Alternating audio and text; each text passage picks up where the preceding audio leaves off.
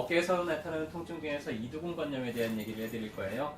끝에 염자가 붙었잖아요. 염증이 생겼다는 얘기예요. 염증이 생겼다는 얘기는 어떤 뜻이냐면 그 부분에 어딘가가 상처가 났다는 얘기예요. 가령 좀 근육이 찢어졌다든지 아니면 힘줄 조직이 좀 상처가 났다는 얘기고요. 우리 몸에서 그걸 복구하기 위해서 이제 막 공사를 시작했다는 근데 얘기예요. 원장님 말씀하신 게 죄송합니다만 저기 수술을 짜리는 안 해요? 이렇게 아픈 게 이거에 대한 얘기는 아니고 좀 다른 얘기죠. 그건 이따가 진료 볼 때 제가 자세하게 얘기해 드릴게요. 그때도 다시 물어보시고요.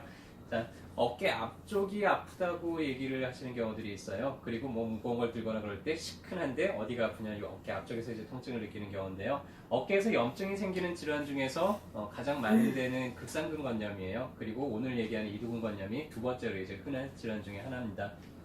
이두근이라는 건 우리 뽀빠이 근육 알죠? 이렇게 힘 자랑할 때 우리 이렇게 보이잖아요. 그럼 볼록 나오는 이게 이제 이두근이에요.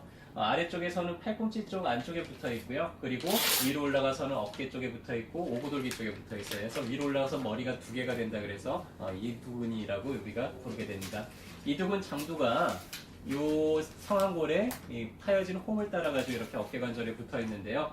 이 뼈 사이를 지나가다 보니까 뼈 사이에서 이게 마찰을 잘 빚어요. 그러다 보니까 워낙에 염증이 해부학적으로 좀 잘 생기는 부위 중에 하나입니다.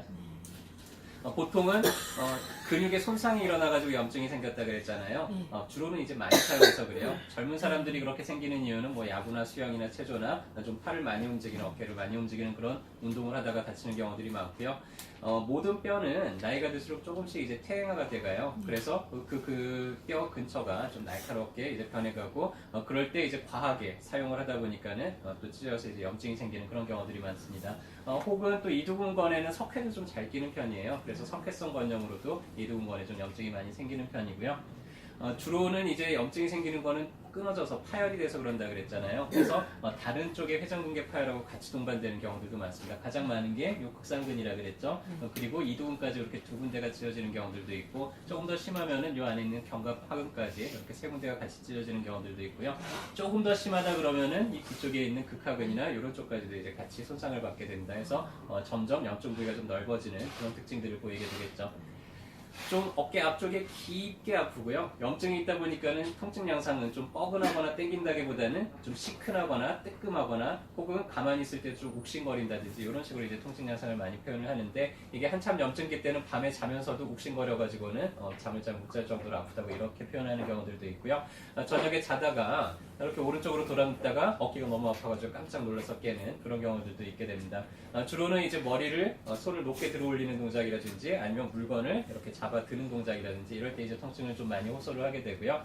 자, 요 앞쪽에 있는 여기가 이제 염증이 생겼잖아요. 요 근육은 팔을 이렇게 앞으로 들어 올릴 때 사용을 해요. 혹은 물건을 무거운 거 이렇게 들어 올릴 때 팔꿈치를 구부릴 때 사용을 하고요. 그래서 상처가 났기 때문에 상처가 벌어지면 더 많이 아프겠죠. 그래서 일부러 팔을 앞으로 내민 상태에서 손바닥을 위로 하고 이거를 저항하게 만들어 보는 거예요. 그럼 여기 힘이 들어가면서 상처난 부위가 좀 벌어져서 시큰하는 통증이 일어나게 됩니다. 또 이 근육은 팔꿈치 안쪽으로 붙어 있어서 팔을 이렇게 바깥쪽으로 돌리는 동작에도 사용이 돼요. 그래서 팔을 바깥쪽으로 돌리도록 하고 이거를 저항을 시켜주면은 그때 이제 통증을 또 느끼게 되기도 하겠죠. 그래서 이렇게 몇 가지 동작을 해봐서 거기서 통증을 느끼고 그리고 나서 실제로 이제 해당 부위를 직접 손으로 눌렀을 때 손을 못 댈 정도로 뜨끔하게 이제 아파하고 깜짝 놀라게 아파한다 그러면은 우리가 이제 진단을 하게 되죠. 자, 어깨가 아파요. 운동을 해야 될까요? 아니면 쉬어야 될까요? 자, 여기서도 어깨가 아프면 나는 무조건 운동해야 되는 줄 아는 분들이 있는데 자, 상처가 난 부위를 자꾸 움직이게 되면은 상처가 빨리 아물까요? 덧 날까요? 상처 난 부위를 자꾸 움직이면 상처가 더 벌어질 수 있겠죠. 그렇죠? 이두근건염은 이두근에 상처가 난 거라 그랬잖아요. 자꾸 운동해야 될까요? 쉬어야 될까요? 쉬어야 돼요. 근데 이제 어깨가 아프다 그러면 주변에서 다 50견인 줄 알고 50견은 무조건 운동해야지 해서 아픈데도 불구하고 열심히 운동을 해가지고는 왜 안 낫지 더 아프네 하면서 도저히 안 되겠어서 이제 병원에 찾는 분들이 있는데 자, 제발 좀 부탁드릴게요. 어깨가 아프다 그러면은 이 기준을 삼는데 어깨가 뭉치거나 근육이 뭉치거나 관절이 굳어지거나 이럴 때 운동을 하는 게 맞아요. 그런데 염증이 생기고 상처가 났을 때는 안 돼요. 운동을 하면 안 돼요. 오히려 더 심해지게 됩니다. 그래서 그걸 어떻게 구별해야 되는지 잘 모르잖아요. 헷갈리잖아요. 이게 왜 내가 그런지. 그래서 보통은 그 통증 느낌이 어떤 느낌인지에 따라서 우리가 좀 구별을 할 수가 있고요. 보통 근육이 뭉치거나 관절이 좀 굳어졌다 그러면은 좀 땡기거나 뻑뻑한 느낌으로 표현이 돼요. 그럴 때는 좀 참고 운동을 하면은 조금씩 부드러워지기도 하고 그렇고요. 자, 근데 통증 양상이 좀 따끔거린다든지 뜨끔하다든지 시큰하다든지 이런 날카로운 느낌은 어딘가가 지금 상처가 나 있다는 얘기예요. 그럴 때는 무조건 좀 쉬는 게 좋습니다. 보통 짧게는 2주, 길게는 한 달 정도 어깨를 좀 가만히 놔둬야지 상처가 점점 아물면서 그 뒤에는 이제 움직여도 무리가 없겠죠. 자, 그래서 이두근관염이 생겼을 때는 절대로 내가 어떻게 하다 보면 아프다는 동작들이 있을 거예요. 그 동작들을 좀 삼가해야 돼요. 주로는 어떤 동작이냐면은 물건을 무거운 거를 이렇게 들면은 좀 아파요. 내지는 내가 뭐 드라이버로 뭐 나사를 돌린다든지 병뚜껑을 돌려 딴다든지 이런 동작들이 다 이두근에 이제 문제를 일으키게 되고요. 혹은 팔을 바깥쪽으로 이렇게 벌릴 때도 이두근에 자극이 받으니까 이런 동작들을 최대한 좀 삼가하는 게 좋습니다. 절대로 아픈 쪽으로 눌러서 자지 마세요. 어떤 분들은 어깨가 아프니까 잠깐 누르면 조금 이제 통증이 좀 완화된다고 하는 분들도 있는데요. 그렇더라도 아픈 쪽 어깨로는 눌러서 누르고 자지 않는 게 좋습니다. 상처가 났을 땐 상처가 더 심해질 수도 있고요. 보통 어깨가 굳어진 경우는 피가 잘 안 통해서 그렇거든요. 어깨를 누르고 자게 되면 피가 더 안 통하기 때문에 오히려 문제가 더 가중이 되기가 쉽습니다. 자, 어떤 분들은 한번 이렇게 염증이 생기잖아요. 그러면 자꾸 확인해 보는 분들이 있어요. 이게 나았나 안 나았나, 아이고 아직도 아프네. 또 눌러서 확인해 봐요. 이제 나았나, 아이고 아직도 아프네. 이러면서 확인하는 분들이 있는데요. 상처난 부위를 자꾸 누르면 어떻게 될까요?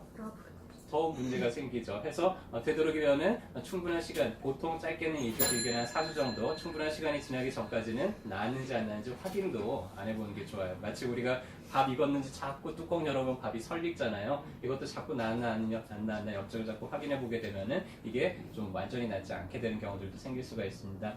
자, 이두근관 쪽에 문제가 생겼기 때문에 삼두근을 좀 강화시켜주면은 이두근의 통증들을 좀 더 빠르게 완화를 시킬 수가 있고요. 눈에 보이는 것처럼 좀 이렇게 고무밴드 같은 거 잡아 당긴다든지 하면서 이 뒤쪽의 근육을 강화시켜주는 게 좀 도움이 될 수 있고요.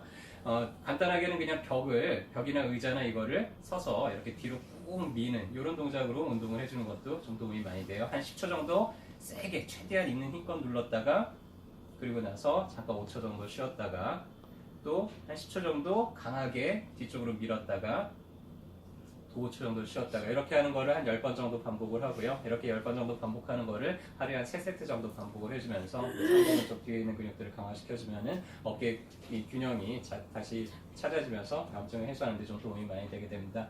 한의원에 이제 이런 분들이 오시게 되면은 주로 이제 급성기 때 다친 지 염증이 생긴 지 뭐 한 달 미만이다 그러면은 거의 다 부항을 떠서 염증을 우선 빨리 뽑아내고요. 염증이 빨리 가라앉도록 좀 아이싱을 해준다든지 하는 치료들이 도움이 되고요. 만성기 이제 통증이 생긴 지 벌써 3개월이 지났어요. 그런데도 이게 낫지 않고 계속된다 그러면은 회복되는 치유력을 촉진시키기 위해서 도침을 놓는다든지 봉독을 쓴다든지 아니면 화침을 놓는다든지 아니면 한약을 쓴다든지 해서 좀 치유력을 높이는 방향으로 그렇게 치료를 하게 됩니다. 그래서 봉독을 쓰게 되면은 벌에 쓰면 붓고 가렵고 하잖아요. 그래서 벌침을 놓게 되면 그 부위가 좀 붓고 가렵게 일부러 만들어서 평상시보다 피가 한 5배에서 10배 정도 많이 이제 모이게 돼요. 그렇게 되면 상처 회복이 아주 빠른 속도로 되겠죠. 어떤 경우들은 피가 너무 안 통해서 회복이 안 되는 분들도 있어요. 그러면 이제 도침을 사용을 해가지고 주변 조직을 좀 이렇게 뜯어줘서 피가 잘 통하도록 그렇게 이제 만들어주면은 회복이 빨라지겠죠. 어떤 분들은 재생력 자체가 너무 떨어져 있는 분들이 있어요. 한번 이렇게 상처가 나면은 잘 아물지 않는 분들, 뭐 입안이 한번 헐면은 막 한 달씩간 이런 분들도 있거든요. 그런 경우에는 재생력을 높여주는 상처 치유력을 높여주는 한약들을 병행해가면서 이제 치료를 하게 되죠.